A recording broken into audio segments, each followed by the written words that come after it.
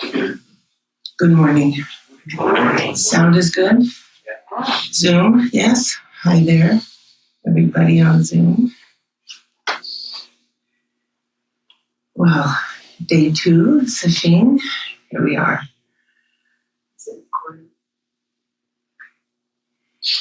Okay, thank you. Because you don't want to lose these pearls.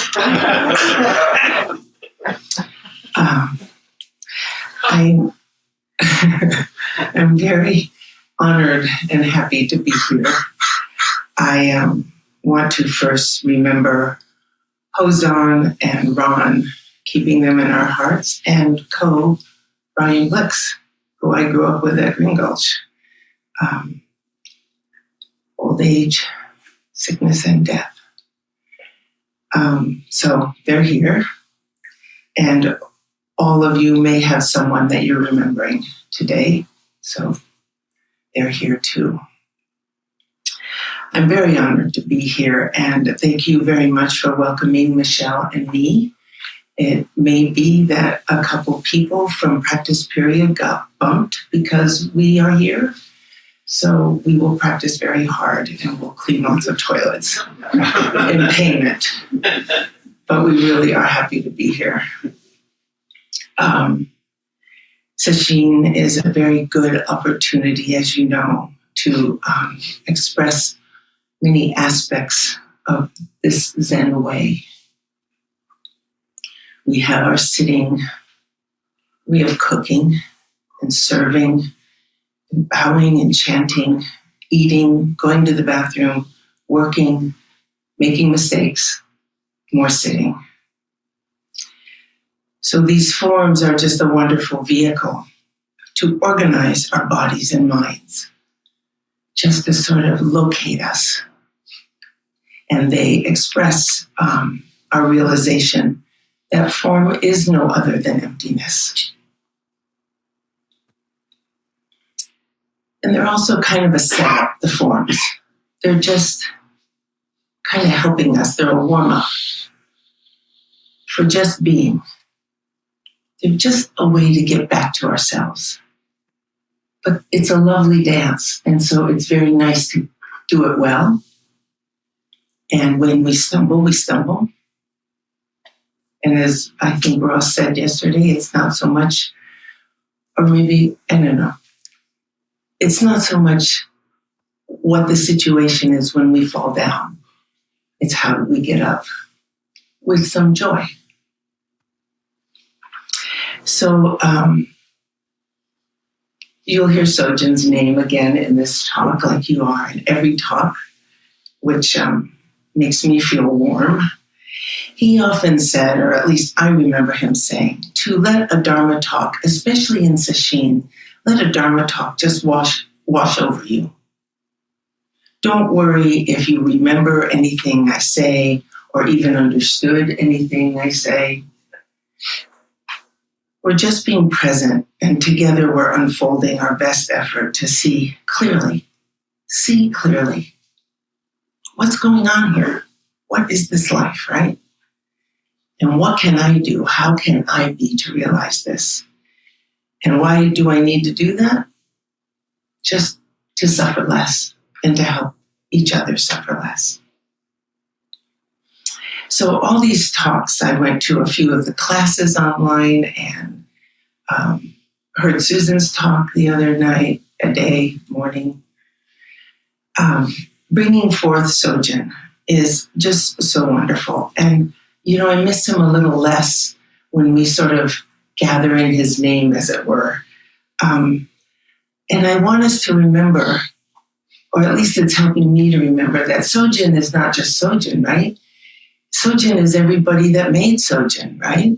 Suzuki Roshi, Rebecca Maeno, Doug Greiner, you, me. He was him because we were us. We are us. And so in that way, even though he's not there and Hozan's across the bay, every time I hear the floor creak, I'm in Sesshin, doing what we're supposed to do, forgetting and coming back, forgetting, coming back. So it's really great to do this together. And again, I'm really honored.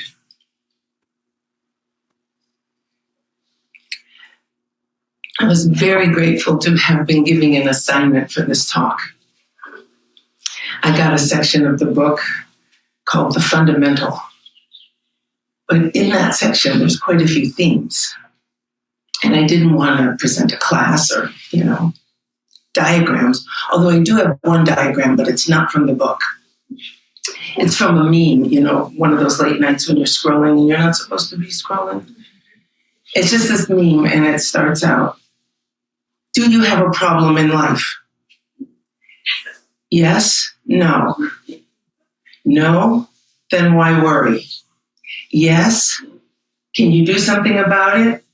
Yes? Then why worry? No? Then why worry? So that's really the theme of this talk. But we're going to take a little route to get there. So the themes in this part of the book, The Fundamental, he talks about unity within diversity, mind refresher cakes, which I can't talk about because I always think of cake. I just think of cake, and I forget about the mind refresher part. So then there's nothing special. Nonsense, ordinary mind is the way, and Guishan's dreams. So I was reading this over and over, circling into what was really speaking to me.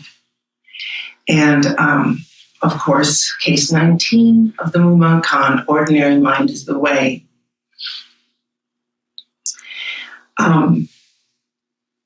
So this is a well-known koan. Most of us are probably familiar with it. And it's kind of like one of those nice stories. You're like, let's tell that story again. Let's tell Nansen and Joshu. In the book, Sojun says he was, when he gave this lecture, he woke up and said, what should I talk about? And he said, I never write my talks. I usually have them worked out. But that morning he woke up and was like, what am I going to talk about? So he never wrote his talks out. As some of you have seen his books, there's endless scribbles in his books.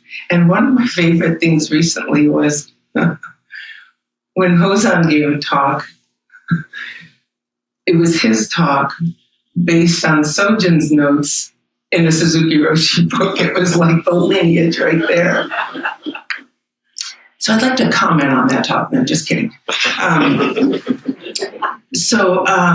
I was once when I was his Jishin, following him in to give a Saturday lecture. And I don't know why I asked him this, because I didn't think I had anything coming up. But I asked him, Sojun, do you ever get nervous before your talk? And it wasn't even a yes or no. It was as if I asked him, do you want potatoes? He just was like, I don't even understand the question. So he said, no, never. So that really upset me and pissed me off, because for the record, I've given lots and lots of talks, and I get nervous before every talk. I get nervous. Whether I write it out, which I usually don't do because you'll see me struggle trying to follow my talk and be with you.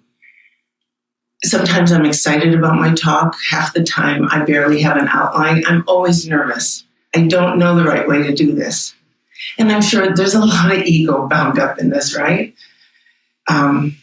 It's more, for those of you who know Saturday Night Live from a long time ago, it's better to look good than to feel good. But my practice is to be up here and to let that go and find the transmission. There is a space between you and me right now so that a transmission can happen, but we're doing it together. So ordinary mind is the way. This is a story that features two great Zen masters, Nanshuan or Nansen and Jiaozhou, Joshu. Nansen is the master, and in this story, Jiaozhou, Joshu, is a young student. He's maybe 20. He's just as old as my son. He's very young, and I don't know how long he's been practicing, but he comes to his teacher with a question. It's really our question, right? It's all of our question. What is the way? It's a worthy question. And it's a great way to start a very pithy koan, right? Like, what is the way? Oak tree in the garden, end of story. But no, we get a whole story with this one. We like this one. What is the Tao? How should I practice? Why am I practicing? What is it that I'm looking for?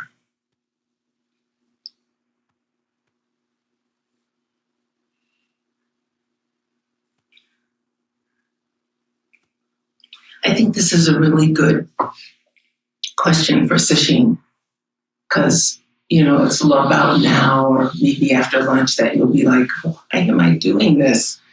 What am I looking for? So I have to tell you a story about this koan.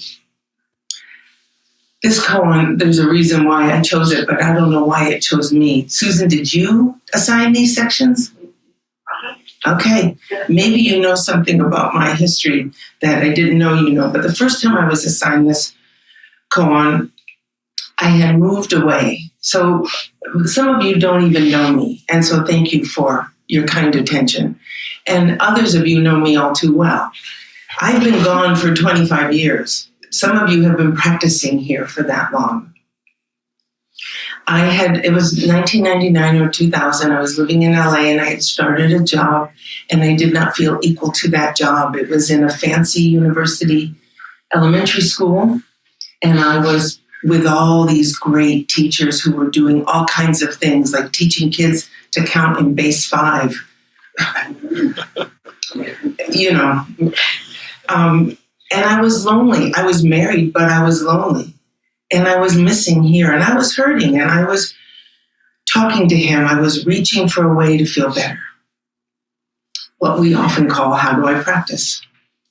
So first he gave me an image, because I was talking to him about I was missing something. And he said, you're like a person standing in a river calling out for water. So that's the image of us, grasping and seeking. We're in a river, we're calling out for water. So then he gave me this koan. He said, read this koan and write to me about it. So I read it. I read Aiken Roshi's commentary. And I wrote about it. I wrote to him about it. And he wrote back to me. And we had this lovely exchange, which I think I have a hard copy of somewhere, but I couldn't find. We had a really nice connection over this koan. I'm not saying I understood it. I just mean I met my teacher, like Joshu met his teacher.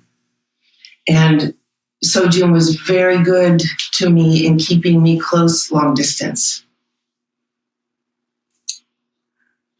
When I was in LA, I started to go to the Zen Center of Los Angeles, and Bernie Glassman was gone by then. Egyoku Roshi, Wendy Nakao was the abbot there. And I went to Dokusan with her. I thought, let's see what this is like. And what do you know? She said, case 19 of the Mumonkan. What is the way? Go study it and come back and share your understanding. I thought, okay. So that lineage has a little bit of Rinzai going on, and it certainly does in the Dokusan room. So I got rung in, I went in, I bowed, I presented the koan, and you have to recite the whole koan. So it's like a short story, And then I waited, and she said, how do you understand this? And I took a breath in to speak, and she rang me out more than once. So I didn't get very far with this koan with Wendy, with Egyoku Roshi. So that was my second encounter with this koan. And then years later, when I visited here, I've done my best to stay in touch here, to come and do sesshin. I did a few practice periods early on. I was in Dokusan. I don't know if he remembered or not, but he gave me the koan again. So clearly, I have some work to do with this koan. What is the way? This koan has great utility. If you never know what to practice with, use this koan. I'm giving it to you. So here it is, 4th time with this koan. So, and by the way we do koans in Bozeman now, Michelle and I, practice in Bozeman, and we have someone who has practiced with Joan Sutherland. Some of you may know of her. She's come up with koan salons. So they're like a way to enjoy koans, write poetry about them, think about your dreams, let images come, like let the koan work on you, and there's no right or wrong. And so we've been doing this a little bit, and it's really wonderful. Because sometimes we use koans that are not koans, like we use a Walt Whitman poem or something. So you can use anything to organize your presence. So I invite you to enjoy this story. What is the way? Joshu needs to know. So Nansen answers, ordinary mind is the way. But Joshu continues because he doesn't know what that means, I guess. He has this great need. He has a spiritual longing, or maybe he is just upset. Maybe he hates it where he is. Shall I direct myself toward it or not? What is the way? Ordinary mind is the way. Shall I go for it? Shall I set myself toward it?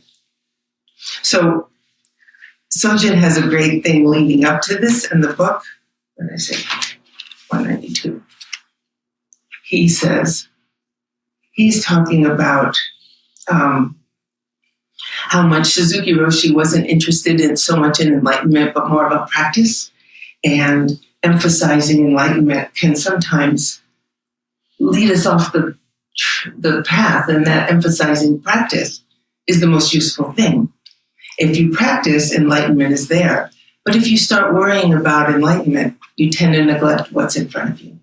So let's say it's a hot day and you really want an ice cream cone or whatever. Your thought goes to the ice cream cone and you find your way to the ice cream store and you get your ice cream cone, but you don't think so much about how you got there. You don't think about each step that takes you to the store. So in a sense, you're going after the prize. Until you get the prize, your present activity is in the background and your idea of the prize is in the foreground. Your effort to get to the store is because you want the prize. But when we get the prize, it's over. And then you have to get the prize again and again and again. And this is how human beings live their lives, our lives, just going for the thing to soothe us in the moment, or in a bigger sense, a job, a relationship. So it doesn't really work. So what is the way? Well, ordinary mind is the way. Well, shall I go for it? Shall I go for the ice cream? Sojin says. Shall I go for the relationship? Shall I study this thing? Shall I, right? Where? So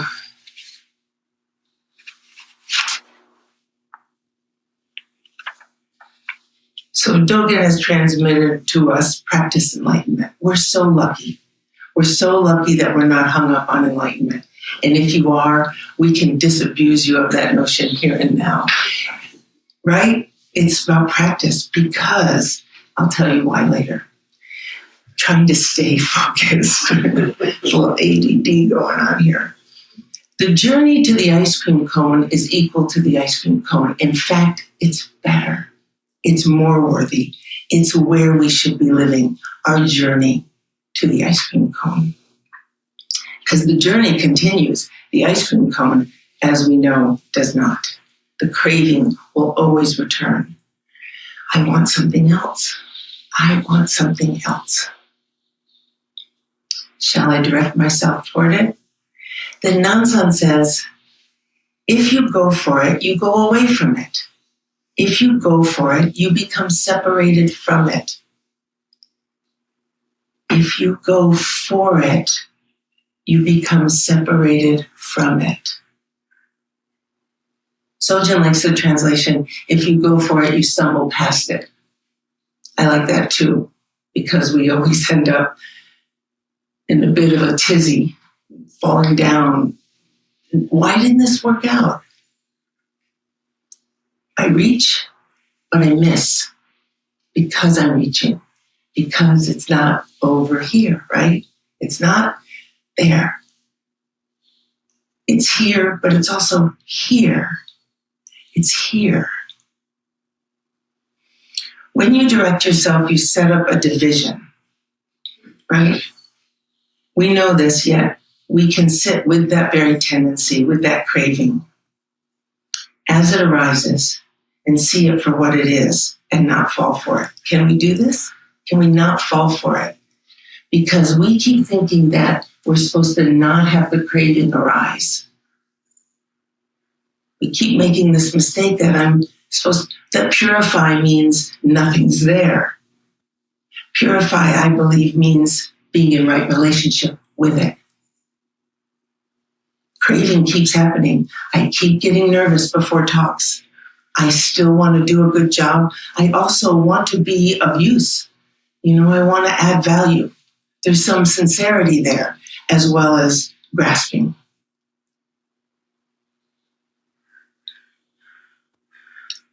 Sometimes that's how we do relationship. We extend to the other when we need to stay here, and then we stay here when we need to extend, because we're always looking to satisfy this instead of satisfy this. When we satisfy this, it includes, I'm not left out. So it's never about being so generous that you don't participate, that you don't come alive. It's certainly about me. It's certainly about you. But you can't do it by yourself. Sojin wasn't Sojin without Maylee Scott or Huitsu or Nancy.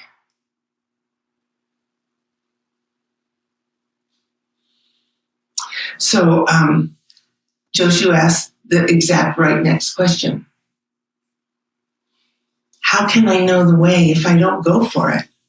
How can I know the way if I don't go for it? Don't we need to make effort? I mean, so many years after acquiring this outfit, I'm still struggling with it. I'm still making effort to make it nice, make it right, express practice realization. And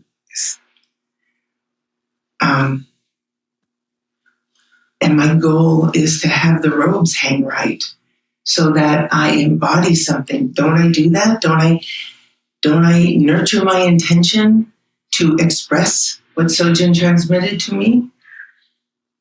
How can I know the way? Well, Nonsense says the way is not a matter of knowing or not knowing. So it's great. It's like, oh, good question, but wrong question. It's a good question, but it's not the question that will help you. The way is not a matter of knowing or not knowing. Knowing is a kind of delusion. So I look all nice and pretty, and it's kind of a joke, right? It's kind of like a show. It's a delusion. It's magic. But not knowing is a kind of ignorance, confusion. Like, you want the robe to stay on, right? You want to be in a relationship. So it's very sweet as humans how badly we want to know. It's so tender how much we really want to get it. And I think we want to get it not just because we want to be special, but because we really want to soothe this really aching situation. And we want to help each other soothe an aching situation.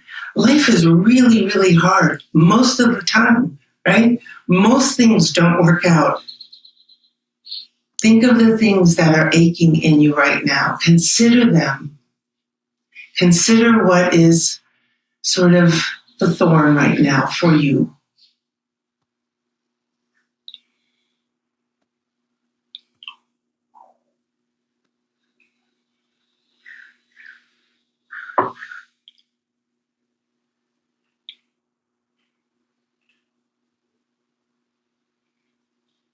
We want to make meaning. We want things to mean something. And in a way, they do. They mean something because we ascribe it. I was once taught this, and I don't know how I feel about it, but I'll give it to you and see what you think about it. Life is empty and meaningless. And the fact that life is empty and meaningless is empty and meaningless. We make too much of it.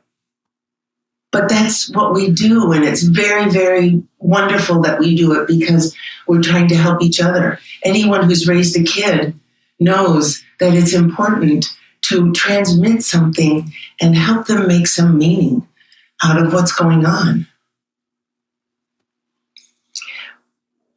My son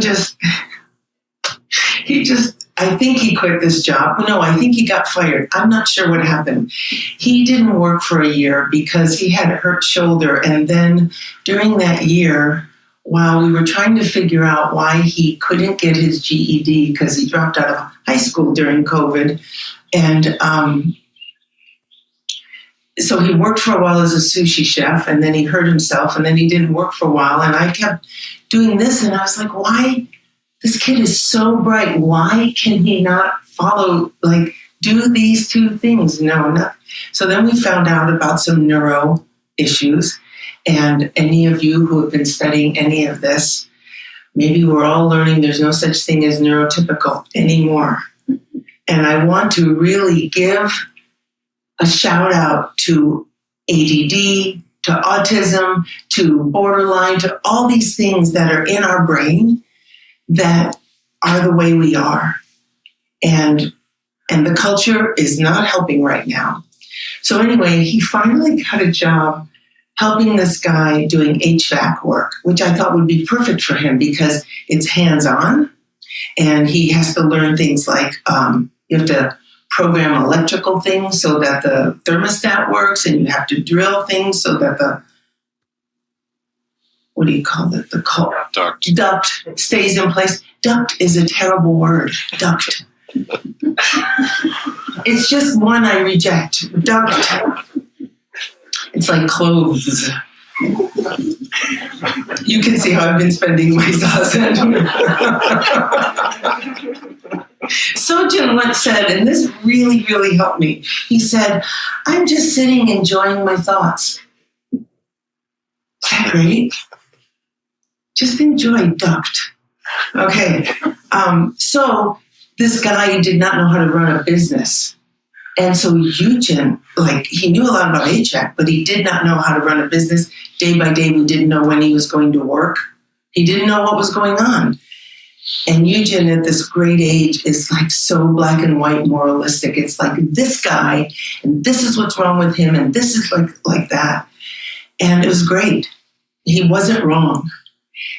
And my job was I didn't want to talk him out of it. I just wanted him to temper it he thought the guy had a drug problem. He might be right, but I was helping him temper what might be going on for this guy. He clearly wants to run this business and make a living, But then the guy sent a text out to his 3 people and said, you're all fired. I can't do this anymore.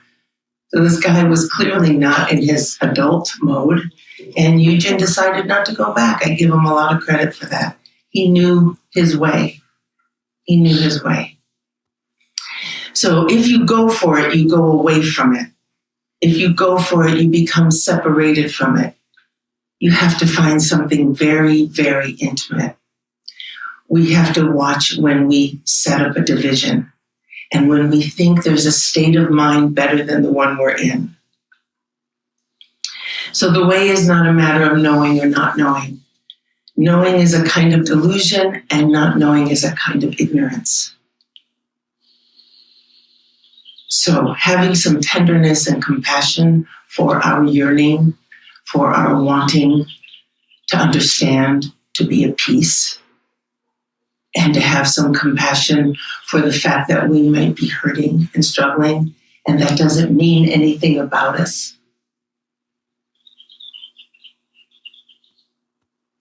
So Nansen is so generous, and he gives Joshu, a great gift. When you reach the true way beyond all doubt, you will find it as vast and boundless as outer space. When you reach the true way beyond all doubt, you will find it as vast and boundless as outer space. Kind of sounds like he's talking about it's out there, right? How can it be talked about on the level of right or wrong? How can it be this or that? How can we be separated from it? We are in outer space. It's very good to remember that. It's very good to remember that we are in outer space, that we are in this vast, boundless situation. And the way we take care of it is in this individual life.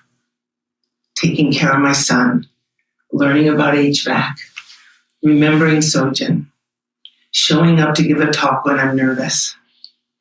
So Nansen says that when you reach the true way beyond all doubt, you will find it as vast and boundless as outer space. How could it be reduced to right and wrong, to this and that, to here and there?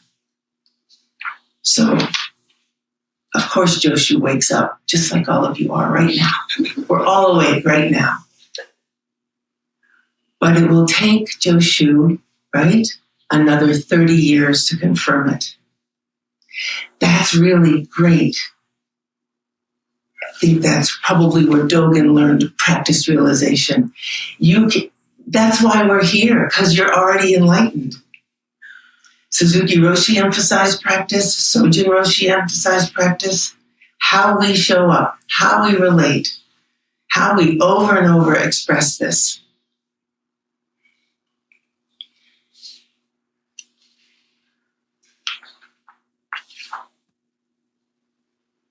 I'm missing something. Hold on.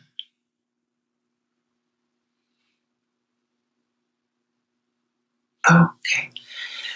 So I wanted to talk a little bit about ordinary because, Sojin is often described as being ordinary, meaning he wasn't fancy. He wasn't dramatic. He wasn't, more or less, he had his moments, but he didn't show off. He didn't perform. The person I was married to, one of the reasons he left was because Sojin wasn't exciting enough. Some of you know the excitement we went for and how that worked out. No, it didn't work out. So the ordinary doesn't mean commonplace or mundane or boring. And Sojin's ordinary doesn't mean that either. It means constant. It means eternal. It means the natural order of mind. How our mind is, not before thoughts come, but before we think it matters that thoughts are there. See the distinction? The thoughts are going to be there. The aching is going to be there. The yearning is going to be there. It's what we do with it. So before that, natural order. Okay, duct, right? Okay, that's my natural order of mind. It's just doing what it does. It's okay. It's what I do with that. It's not getting consumed by it. So getting old really helps. For those of you who are young, it doesn't help actually, like it hurts, but it's better in some ways. I just don't have the energy to get so taken away by things. So is it wisdom or is it just aging?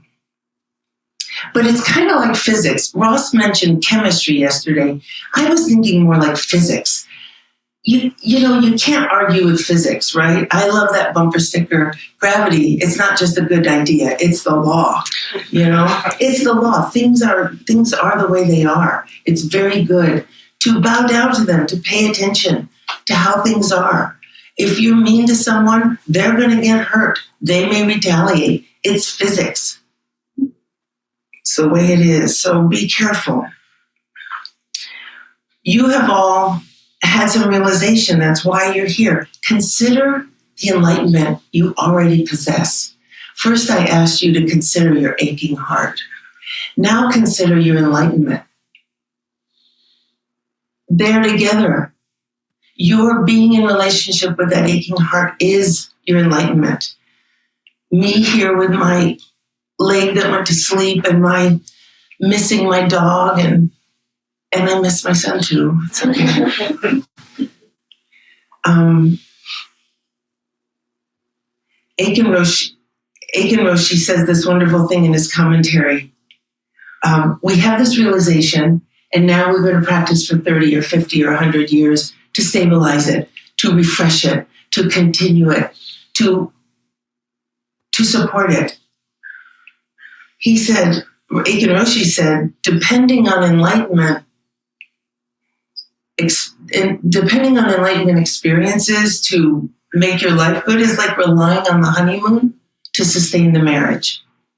Isn't that great? A week in Paris. 30 years with you snoring, right? Right? Like, it's really, that's a wonderful example. It's like the experience is like, it's so precious. You've all had it. You may not realize it, but you have. You wouldn't be in this room. One of the things I was the most nervous about was the timing of this, because I don't like to practice my talks. And I recently had to give an 8-minute talk, which is way harder than a 40-minute talk. 8 minutes to, and I found out that basically you should consider, if you're speaking at a normal pace without meaningful Zen pauses, that you speak at about 150 words a minute. So 8 minutes is 1,200 words. So this was supposed to be like 40 minutes. It was like 6,000 words. And I only have about 3,000. So the meaningful Zen pauses are here for a reason. So, Kensho, enlightenment, is your inspiration to continue practice. That's the good news and the bad news.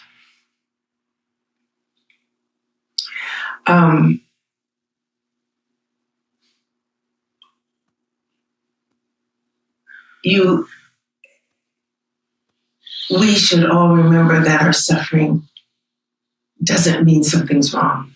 I mean, can you do something about it? Yes, then why worry? Can you do something about it? No, then why worry? This is where we realize that this practice is about joy and love and compassion.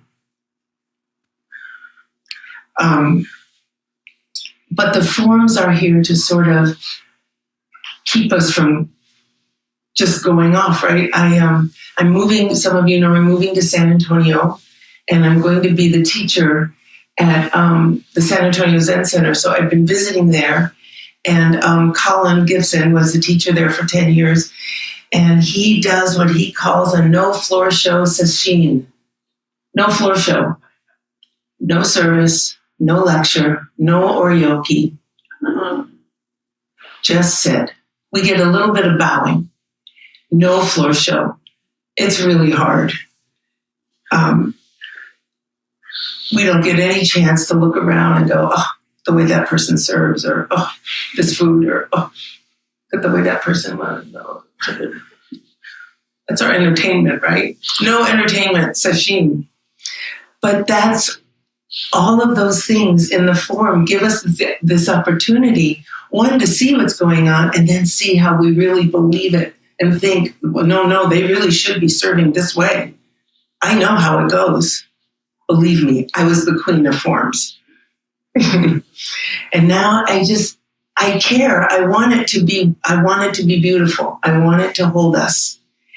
And I think mistakes are just part of it. Just a wonderful part of it. So we can imagine our hours of sitting and bowing and cooking and falling down and getting up as the marriage. We are nurturing our already realized heart and mind. Okay. Now, what I want to say is this koan has been with me for a long time. Not yet. 5 minutes? Okay, thank you. I did pretty good.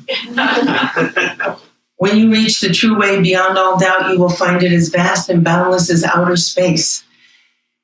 That line I used to throw away. Oh, I don't know what that's just, I was like, ordinary mind is the way. No, now this is what I'm working with. I'm on a planet. It's vast, it's boundless. I have this huge life given to me, and it's going to express itself in very prescribed ways.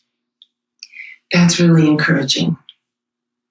Regardless of how I feel, whatever my emotion is, whatever my craving is, the true way is beyond all doubt. You can't get away from it. So this is where faith comes into Buddhist practice. So now I'm going to read you a little something from Chuang Tzu, if I'm saying his name right. He's from the 4th century before the Common Era. Lori and I are in a little study group, and he's at the time of Confucius and these warring states of the Chu dynasty. And he is really funny. When we started, I didn't understand anything. And I can't say I still do, that I do now, but I sort of enjoy the metaphors. Okay, so the way has its reality and its signs, but it is without action or form. You can hand it down, but you cannot receive it. You can get it, but you cannot see it. It's its own source, its own root. Before heaven and earth existed, it was there, firm from ancient times. It gave spirituality to the spirits and to God. It gave birth to heaven and earth. It exists beyond the highest point, and yet you cannot call it lofty. It exists beneath the limit of the 6 directions, and yet you cannot call it deep. It was born before heaven and earth, and yet you cannot say it has been there for long. It is earlier than the earliest time, and yet you cannot call it old. So this is our broad avenue of fulfilled spiritual purpose. And what Sojin goes on to say is that the way we practice is samadhi. He says samadhi is no selfishness, no self-centeredness. He says there's no self-centeredness in any of this. What is it that takes the place of self-centeredness? Samadhi. Samadhi takes the place of self-centeredness because it brings everything together. Samadhi literally means concentration, but it's not a state of mind. It's not a special state of mind. It's when your mind is not attaching to anything. So when we concentrate, we may have a laser focus, counting our breaths.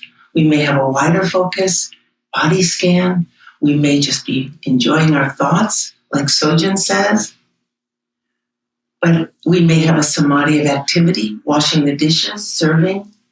But what we get to do is infuse our wisdom and our enlightenment in our samadhi. So what is the way? Vast and boundless as outer space and as concentrated as a laser. We need both.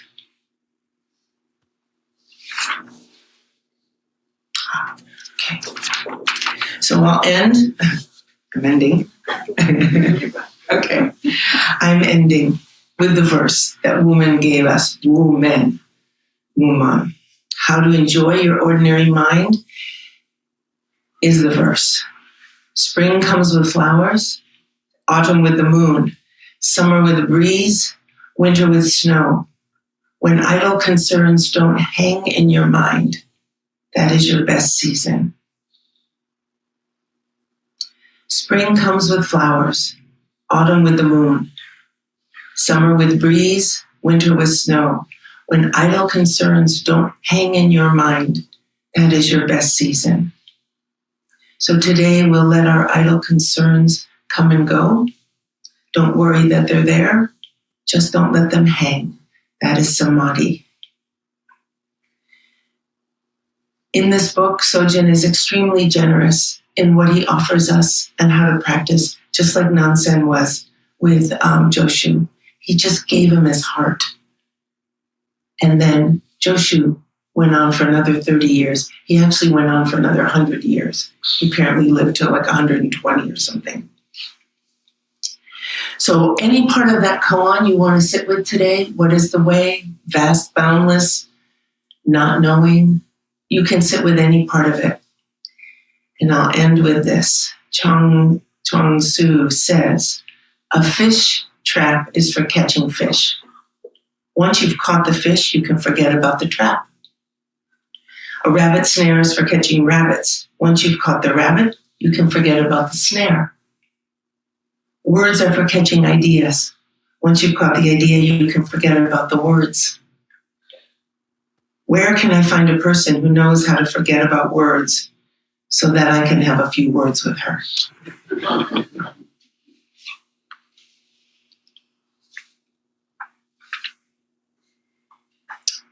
Why worry?